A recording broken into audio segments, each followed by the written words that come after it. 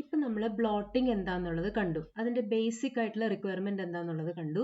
ഇനി നമുക്ക് southern ബ്ലോട്ടിങ്ങിൻ്റെ steps പഠിക്കാം. ഓക്കെ, അപ്പോൾ സദേൺ ബ്ലോട്ടിംഗ് എന്തിനാ ചെയ്യണേ? ഇലക്ട്രോഫോറസിസ് ഉപയോഗിച്ചിട്ട് സെപ്പറേറ്റ് ചെയ്തിട്ടുള്ള DNA ഫ്രാഗ്മെന്റ്സ് ഇപ്പോൾ ഇലക്ട്രോഫോററ്റിക് ജെല്ല്, അതായത് ഒന്നുകിൽ അഗാറോസ് ജെല്ലിലോ അല്ലെങ്കിൽ പോളി അക്രിലാമൈഡ് ജെല്ലിലോ ട്രാപ്ഡ് ആണ്. അതിനുള്ളിൽ നിന്നും ഈ DNA ഫ്രാഗ്മെന്റ്സിനെ അതേ പാറ്റേണിൽ ഒരു നൈട്രോസെല്ലുലോസ് മെംബ്രെയിനിലേക്ക് അല്ലെങ്കിൽ നൈലോൺ മെംബ്രെയിനിലേക്ക് ഒപ്പിയെടുക്കുക. ആ പ്രോസസ്സിനെ നമ്മൾ വിളിക്കുന്ന പേരാണ് ബ്ലോട്ടിംഗ് എന്ന് പറയുന്നത്.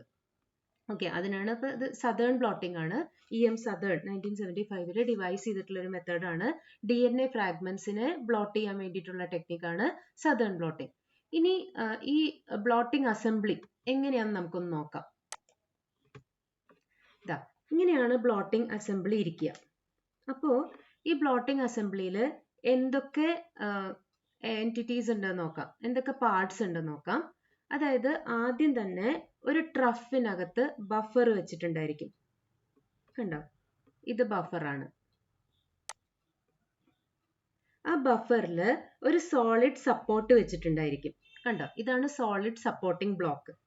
ആ സോളിഡ് സപ്പോർട്ടിംഗ് ബ്ലോക്കിന്റെ മുകളിൽ ഒരു ഫിൽറ്റർ പേപ്പർ വെച്ചിട്ടുണ്ടായിരിക്കും. ഇതിനെ നമ്മൾ വിക്ക് എന്നാ വിളിക്കുക, വിക്ക്. കണ്ടോ, അപ്പൊ ഈ വിക്കിന്റെ രണ്ടെന്നും ബഫറിൽ ഇമേഴ്സ്ഡ് ആണ്. കണ്ടോ, the two ends of the wick are remaining immersed in the buffer. അപ്പോൾ ഇത് ശരിക്കും പറഞ്ഞു കഴിഞ്ഞാൽ ഈ ഒരു ഫിൽറ്റർ പേപ്പർ ബഫർ സാച്ചുറേറ്റഡ് ആയിട്ട് ഇരിക്കണേ. അപ്പോൾ ട്രഫിൽ ബഫറിൽ പ്ലാസ്റ്റിക് സപ്പോർട്ട് അല്ലെങ്കിൽ ഒരു സോളിഡ് സപ്പോർട്ട്, അതിന്റെ മുകളിൽ ഈ ഫിൽറ്റർ പേപ്പർ വിക്ക്, അതിന്റെ രണ്ടെൻഡും ബഫറിൽ ഇമേഴ്സ് ചെയ്തിട്ട് ബഫർ ഇതിനെ ഇപ്പോൾ വെറ്റാക്കി വെച്ചിരിക്കുകയാണ്. അതിന്റെ മേലെയാണ് അഗാറോസ് ജെല്ല്, അതായത് ഇലക്ട്രോഫോറസിസ് കഴിഞ്ഞിട്ട് ഫ്രാഗ്മെന്റ്സ് ഒക്കെ സെപ്പറേറ്റഡ് ആയിട്ടുള്ള ബാൻഡ്സ് ഉള്ള അഗാറോസ് ജെല്ല്. അതിന്റെ മുകളിലായിട്ട് ഈ നൈട്രോസെല്ലുലോസ് മെംബ്രെയിൻ അല്ലെങ്കിൽ നൈലോൺ മെംബ്രെയിൻ, അതിനകത്തേക്കാണ് നമുക്ക് ഈ ജെല്ലിലുള്ള DNA ഫ്രാഗ്മെന്റ്സ് ഒപ്പിയെടുക്കേണ്ടത്. പിന്നെ അതിന്റെ മുകളിലായിട്ട് ഡ്രൈ ഫിൽറ്റർ പേപ്പേഴ്സ് വെച്ചിട്ടുണ്ടായിരിക്കും. കണ്ടോ, അതിന്റെ മുകളിലായിട്ട് ഡ്രൈ ഫിൽറ്റർ പേപ്പേഴ്സ്. ഇനി ഈ ഫിൽറ്റർ പേപ്പറിന്റെയും മുകളിലായിട്ട് കണ്ടോ അബ്സോർബന്റ് മെറ്റീരിയൽ, അബ്സോർബന്റ് പേപ്പർ വെച്ചിട്ടുണ്ടായിരിക്കും. കണ്ടോ, അത് ഡ്രൈയിങ് പ്രിവെന്റ് ചെയ്യാൻ വേണ്ടിയിട്ടാണ് ഈ അബ്സോർബന്റ് പേപ്പർ വെച്ചിരിക്കുന്നത്. ഇത്രയാണ് ബ്ലോട്ടിംഗ് അസംബ്ലി. അപ്പോൾ ബഫർ ഇൻ ട്രഫ്, അതിൽ സോളിഡ് സപ്പോർട്ട്, അതിന്റെ മുകളിൽ ഫിൽറ്റർ പേപ്പർ വിക്ക്, അതിന്റെ മേലെ അഗാറോസ് ജെൽ, അതിന്റെ മേലെ nitrocellulose membrane or nylon membrane, അതിന്റെ മുകളിൽ ഫിൽറ്റർ പേപ്പേഴ്സ്, അതിന്റെ ഡ്രൈ ഫിൽറ്റർ പേപ്പേഴ്സ്, അതിന്റെ മുകളിൽ അബ്സോർബന്റ് ആയിട്ടുള്ള സ്റ്റാക്ക് ഓഫ് പേപ്പർ ടിഷ്യൂ. ഇനി അതിന്റെ മേലെ ഇനി ഒരു വെയിറ്റ് വെച്ച് കഴിഞ്ഞാൽ ഈ ഇത് സ്ക്വീസ് ആകും. അപ്പൊ എന്ത് പറ്റും? ഈ ബഫർ പതുക്കെ കാപ്പിലറി ആക്ഷൻ വഴി മുകളിലേക്ക് കയറും. ഇത് സ്ക്വീസ് ആകുമ്പോൾ അപ്പൊ വെയിറ്റ് ഇതിന്റെ മേലെ പ്ലേസ് ചെയ്ത് കഴിഞ്ഞാൽ ഈ ബഫർ സ്ക്വീസ് ആയിട്ട് ഈ ഒരു കാപ്പിലറി ആക്ഷൻ വഴി ഈ ബഫർ മുകളിലേക്ക് റൈസപ്പ് ചെയ്യാൻ തുടങ്ങും. അത് എന്തിൽ കൂടെയൊക്കെ റൈസപ്പ് ചെയ്യും? അതാദ്യം ഈ ഫിൽറ്റർ പേപ്പർ വിക്കിൽ കൂടെ റൈസപ്പ് ചെയ്തിട്ട്, ജെല്ലിൽ കൂടെ റൈസപ്പ് ചെയ്തിട്ട്, നൈട്രോസെല്ലുലോസ് മെംബ്രെയിൻ അല്ലെ നൈലോൺ മെംബ്രെയിനിൽ കൂടെ അത് മുകളിലേക്ക് വരും. അത് കഴിഞ്ഞാൽ അവിടുന്ന് അത് ഈ ഫിൽറ്റർ പേപ്പറിലേക്ക് വരും, പിന്നെ അബ്സോർബന്റ് മെറ്റീരിയലിലേക്ക് വരും. അപ്പൊ ബഫർ ഇത്രയും ഡിസ്റ്റൻസ് ട്രാവൽ ചെയ്യും. ഇനി ഇതില് DNA ട്രാപ്ഡ് ആണ് ഈ ജെല്ലില്.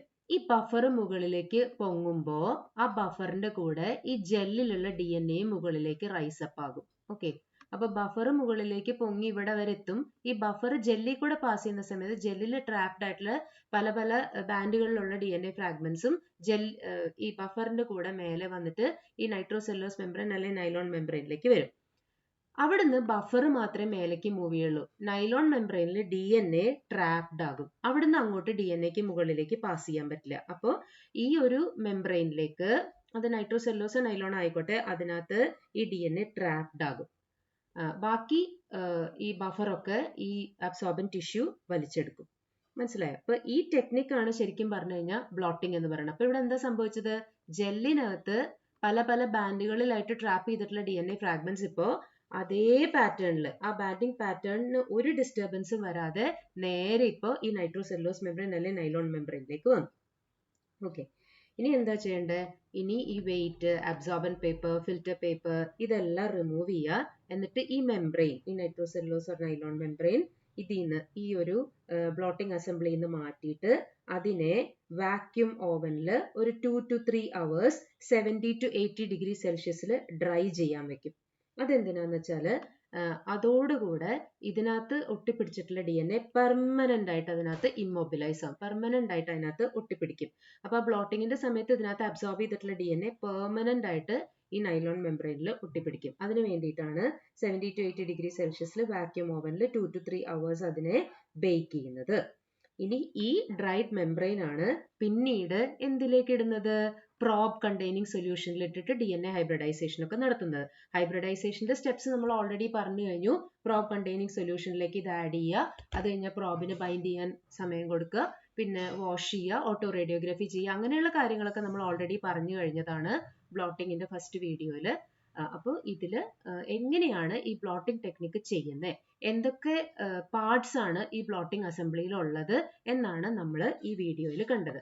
അപ്പൊ ഇവിടെ നമ്മൾ കണ്ടത് എന്താന്ന് വെച്ചാൽ ഈ ബ്ലോട്ടിംഗ് നടക്കുന്നത് കാപ്പിലറി ആക്ഷൻ വഴിയാണ് അല്ലെ. അതല്ലാതെയും മെത്തേഡ്സ് ഉണ്ട്. വാക്യൂം ട്രാൻസ്ഫർ അല്ലെങ്കിൽ വാക്യൂം ബ്ലോട്ടിംഗ് ഉണ്ട്, ഇലക്ട്രോ ട്രാൻസ്ഫർ അല്ലെങ്കിൽ ഇലക്ട്രോ ബ്ലോട്ടിംഗ് ഉണ്ട്, സെൻട്രിഫ്യൂഗേഷൻ, അങ്ങനെയുള്ള കാര്യങ്ങളൊക്കെ ഉണ്ട്. എന്നിരുന്നാൽ പോലും ഏറ്റവും കോമൺ ആയിട്ട് കാപ്പിലറി ആക്ഷൻ വഴി തന്നെയാണ് ഈ DNA അല്ലെങ്കിൽ ഈ ബഫർ ഇതിന്റെ മേലെ കൂടെ അല്ലെങ്കിൽ ഈ DNA ഇതിന്റെ മേലെ കൂടെ റൈസ് ചെയ്യുന്നത്. So these are all the steps of southern blotting.